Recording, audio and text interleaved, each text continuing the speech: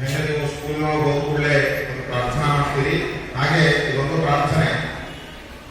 ಈ ಪ್ರಾರ್ಥನೆಯಲ್ಲಿ ಬರುವಂತಹದ್ದು ಕೇವಲ ತಾರತಮ್ಯ.